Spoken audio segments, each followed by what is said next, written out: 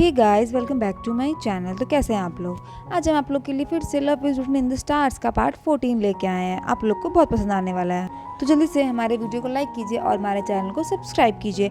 अगर आपको कोई भी ड्रामा पसंद है तो आप हमारे कमेंट सेक्शन में लिख के ज़रूर बताएं, उसे हम जल्द से जल्द आपके लिए लेके आएंगे। तो चलिए हम सीधा पार्ट 14 को एक्सप्लेन करते हैं। तो इस पार्ट की शुरुआत में हम देखते हैं कि जोहू और युआन दोनों लड़ रहे होते हैं, लेकिन जोहू तो सिंजी सेक के लीडर डेंग के वजह से मैनिपुलेट रहता है। तभी वो युआन को बहुत ज़ोर से हिट करता है और वो सीधा जाके नीचे गिरती है, उसके मुंह से खून निकल जाता है। उधर हम देखते हैं कि स्क्रॉल रूम में आग लग जाती है और वो आग किसी और ने नहीं बल्कि डेंग ने ही लगाई होती है। तभी सब स्क्रॉल रूम की तरफ भागते हैं। इधर जब सब भाग रहे होते तब वी को पता चल जाता है, उसे शक हो जाता है। वो जल्दी से युआन के पास भागता है और वो देखता है कि युआन तो नीचे गिरी पड़ी है। वो काफ़ी टेंस्ड हो जाता है। इधर हम देखते हैं कि डेंग ने लिन यान और लैन लैन को पकड़ के रखा हुआ था, लेकिन तभी वहाँ पे अचानक से पी इन आ जाता है और उन दोनों को भाग जाने को कहता है। तभी पी इन उसे संभालता है और वापस से वही बात होती है, वो उसे हिस्ट्री जानने को कहता है। जबकि पी इन सब भूल चुका होता है, उसे कुछ याद नहीं रहता है और उन दोनों की बातें ली मैन के पापा खड़े होकर सुन रहे होते हैं। उसके बाद हम देखते हैं कि वी जल्दी से युआन को डॉक्टर के पास लेके आता है। तभी वहाँ पे वो युआन की कंडीशन पूछता है। तभी डॉक्टर बोलते हैं कि युआन की कंडीशन काफ़ी ज़्यादा ख़राब है, उसके हार्ट में दिक्कत हो सकती है। तभी वी डॉक्टर से पूछता है कि कोई तरीका है जिससे हम इसे बचा सकते हैं। तभी डॉक्टर बोलते हैं कि एक तरीका है कि इसका दर्द किसी और को लेना होगा और इसके बदले सहन करना होगा। तभी वी बोलता है कि मैं युआन के लिए कुछ भी कर सकता हूँ और वो अफसोस करता है कि उसने उसे मेडल कॉन्टेस्ट से पहले इतना सुनाया था। उसके बाद हम देखते हैं कि युआन को एक सपना आता है सोते सोते हुए। वो सपने में खुद के भाई को और वी दोनों को देखती है कि उसका भाई सबसे पहले जोहू दिखता है, वो बहुत ही बुरी तरीके से ज़ख्मी हुआ रहता है। उसके बाद अचानक से उसको वी दिखता है, वो भी बहुत बुरी तरीके से ज़ख्मी हुआ दिखता है।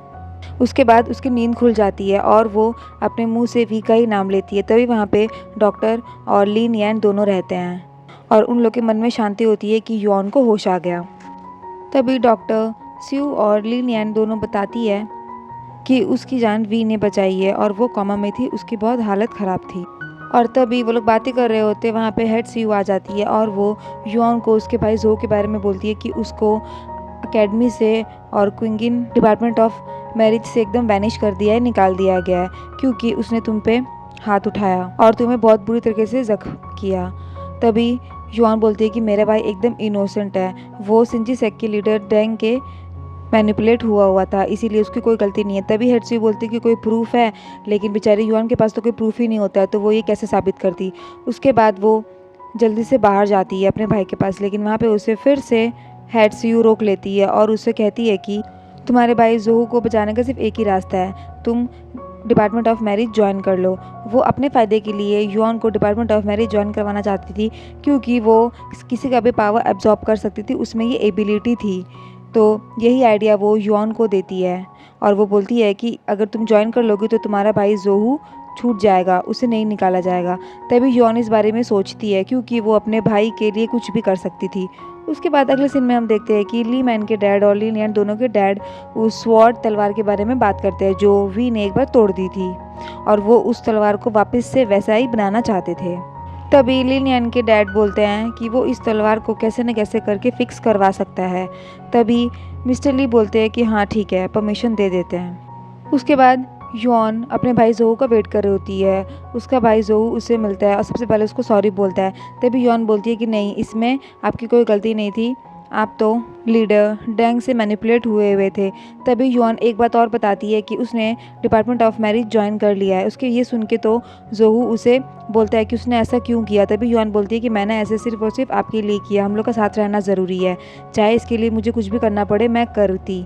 तभी वो बोलता है कि अगर तुमने डिपार्टमेंट ऑफ मैरिज ज्वाइन किया, इसका मतलब तो ये है कि तुम शादी नहीं कर सकती, तुम मैरिज किसी से भी नहीं कर सकती। तभी युआन सोचती है, वो थोड़ी सी सैड हो जाती है, क्योंकि वो वी के बारे में सोचने लगती है।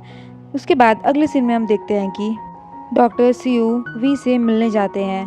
तभी वहाँ पे वी नहीं होता है और वो खून की पट्टियाँ वहाँ पे देखते हैं। उसके बाद अगले सीन में हम देखते हैं कि युआन वी की सिस्टर से वी के बारे में पूछती है कि जब से मुझे होश आया तब से वी ने मेरे को नहीं देखा है, वो कहाँ पे है, मैंने उसे हर जगह ढूंढ लिया, वो मुझे मिल ही नहीं रहा है। उसकी सिस्टर को भी नहीं पता होता है, लेकिन जब यॉन जा रही होती तो उसकी सिस्टर एक बात बताती है कि वी को बैटल लड़ने के लिए नानजो अनदर सिटी जाना पड़ रहा है, वो कल जा रहा है 2 से 3 दिन के लिए। तभी यॉन सोचती है कि वो जा रहा है, वो थोड़ा सैड फील करती है। उसके बाद हम देखते हैं कि वी एक नदी किनारे बैठा रहता है। तभी वहाँ पे यॉन आती है और यॉन चिल्ला चिल्ला के बोलती है वी। तभी उसके पास वी आ जाता है और वो उससे डायरेक्टली पूछता है कि क्या बात करनी है। तभी यॉन सबसे पहले तो थैंक यू बोलती है। उसके बाद वो बोलती है कि तुमने मुझे बताया नहीं कि तुम कल नानजो अनदर सिटी बैटल के लिए जा रहे हो। तभी वी इस बात पे उसे बोलता है कि तुमने भी तो मुझे नहीं बताया कि तुमने डिपार्टमेंट ऑफ मैरिज ज्वाइन किया है, तुम्हारी भी रिस्पॉन्सिबिलिटी बनती थी। तभी यॉन का तो मुंह बन जाता है एक बार के लिए, लेकिन वी उससे अभी भी बहुत गुस्सा रहता है और यॉन समझ जाती है। उसके बाद वो उसके जाने के बारे में पूछती है कि वो कब वापस आएगा, लेकिन वी उसे जवाब नहीं देता है। उल्टा ये बोलता है कि क्या पता बैटलफील्ड में क्या हो, मैं ज़िंदा वापस आऊँ भी या ना आऊँ। तभी यॉन थोड़ी इमोशनल हो जाती है। उसके बाद वी लास्ट में उससे पूछता है कि अगर तुम्हारे मन में कुछ भी है तो अभी भी वक्त है, कह दो सच जो भी है। लेकिन यॉन तो उसे बोलती ही नहीं है, वो सिर्फ मन में सोचती ही रह जाती है। उसके बाद वी समझ जाता है और वहाँ से चला जाता है सैड होके। उसके जाने के बाद यॉन भी रोने लगती है। उसके बाद अगले सीन में हम देखते हैं कि वो टाइम आ जाता है जब वी बैटलफील्ड के लिए जा रहा होता है अनदर सिटी। जब वी जाने लगता है सबको बाय बोल के, तभी उसकी नज़रें यॉन को ढूंढ रही होती है। लेकिन यॉन वहाँ पे होती है, लेकिन वी उसे पहचान नहीं पाता है, वो उसे छुप के खड़ी हुई होती है।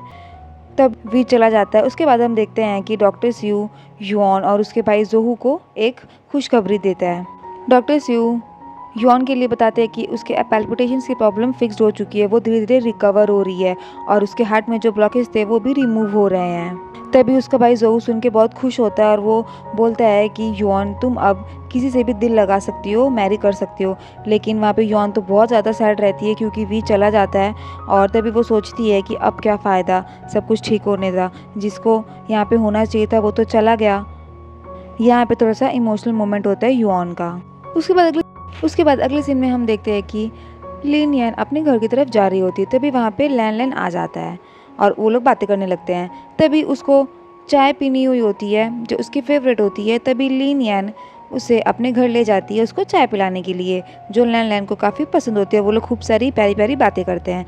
लेकिन तभी वहाँ पे 2 लिन यन के भाई आ जाते हैं और वो लोग लैन लैन को काफ़ी गलत बोलने लगते हैं और उसके पावर वर्ड का भी इस्तेमाल गलत करते हैं। उसके पावर को भी वो लोग गलत बोलते हैं और बहुत ही बेइज्जती करते हैं।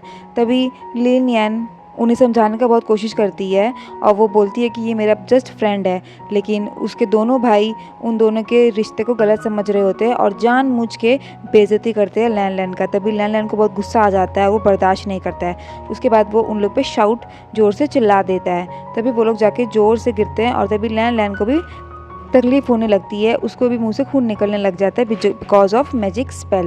उसके बाद अगले सीन में हम देखते हैं कि head CU department of marriage सारे रूल्स एंड रेगुलेशंस यॉन और उसके भाई को बता रही होती है, क्योंकि यॉन ने डिपार्टमेंट ऑफ मैरिज ज्वाइन कर लिया था इसलिए। तभी हेड सीयू यॉन को काफ़ी सारे सेक्शंस और डिपार्टमेंट के बारे में बताती है। तभी यॉन बोलती है कि उसे इतना कुछ एक बार समझ में नहीं आएगा, उसका जो काम है वो बोलो। तभी हेड ऑफ दिस यू उसे सिर्फ अनयूजुअल टैलेंट्स का डिपार्टमेंट संभालने को कहती है, जो कि एकदम पावर से भरा हुआ रहता है। तभी यॉन का ये काम रहता है पूरे डिपार्टमेंट ऑफ मैरिज में। तभी वो उसे अनयूजुअल टैलेंट्स वाले डिपार्टमेंट में लेके जाती है और उसे बोलती है कि यहाँ पे बहुत सारे लोगों का मैच मेकर तुमको करना है, तुम्हारा यही काम है और उनको सबकी शादी करवानी है एक ऑर्डिनरी पर्सन को मैच करके। ये काम भी यॉन को थोड़ा डिफिकल्ट लगता है। वो और भी क्वेश्चंस पूछती है, लेकिन हेड सीयू उसे ये बोल के चली जाती है कि तुम आज से अनयूजुअल टैलेंट्स डिपार्टमेंट की हेड हो, और वो वहाँ से चली जाती है। उसके बाद उसका भाई जोहू उसके काम में हेल्प करता है। तभी वहाँ पे एक जन आता है जो अपना प्यार कन्फेस करना चाहता था अपनी क्रश से, और वो ये बात यॉन के सामने रखता है क्योंकि उसका काम मैच मेकर का होता है। तभी वो अपनी एक स्टोरी बताता है जो सिंजी सेक्ट से रिलेटेड होती है। वो अपनी स्टोरी में बताता है कि वो एक लड़की को कंधे पे उठा के उसको छुपा के गार्ड से बचा रहा होता है और वो उसे जाके छुपा देता है। उसके बाद वो उसे बोलता है कि तुम जो कुछ भी हुआ उसका ब्लेम मेरे बॉस पे करना, यानी कि शिनजी सेक के लीडर पे, मेरे पे मत डालना। तभी वो वहाँ से जा रहा होता है, लेकिन वो लड़की रो रही होती है तो वो रुक जाता है और वो उसका घूंघट उठा के देखता है। तभी वो उसके ब्यूटी में खो जाता है और तभी उसको उससे प्यार हो जाता है। यही सब बात युआन को वो बताता है। तभी युआन को गुस्सा आता है और वो समझ जाती है कि वो शिनजी सेक से है। और तभी वो सुन के एकदम हैरान हो जाता है कि युआन को कैसे पता कि वो शिनजी सेक का ग्रुप से था।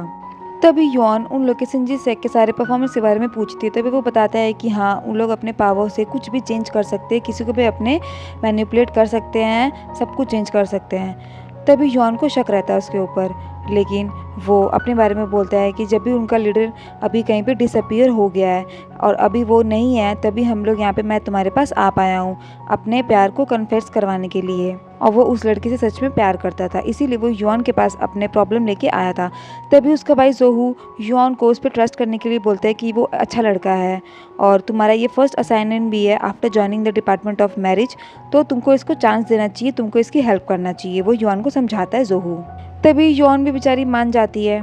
तभी वहाँ पे लिन यान और लैन लैन आते हैं। तभी युआन पूछते हैं कि तुम लोग यहाँ पे क्या कर रहे हो। तभी वो लोग बोल रहे हैं एज ए फ्रेंड्स, हम लोग तुम्हारा फर्स्ट डे है आज डिपार्टमेंट ऑफ मैरिज का, तो तुम्हारी हेल्प करने आए हैं। तभी युआन तो परेशान रहती है, सोचती है कि उसकी कैसी हेल्प करे। तभी वो लैन लैन से प्लान पूछती है कि आइडिया मांगती है। तभी लैन लैन और लिन यान दोनों उसको आइडिया देते हैं कि कैसे वो लड़का अपनी लड़की को प्यार को कन्फेस करे। तभी लिन यान का जो पावर रहता है इंक रीडिंग का, उसके थ्रू वो लड़की को फंसा लेता है और वो उससे अटैच भी हो जाती है।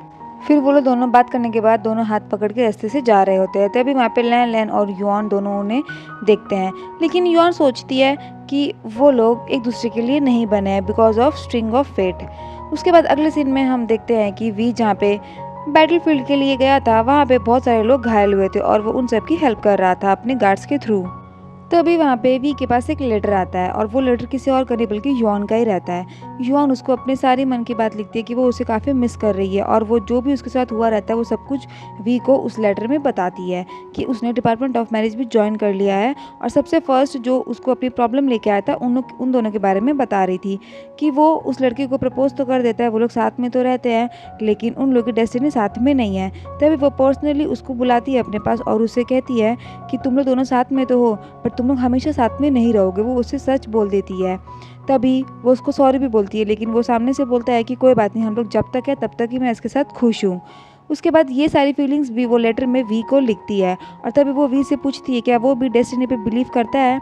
ये सब सुन के वी को वो लेटर पढ़ के काफ़ी अच्छा लगता है। उसके बाद यहीं पे हमारा ये एपिसोड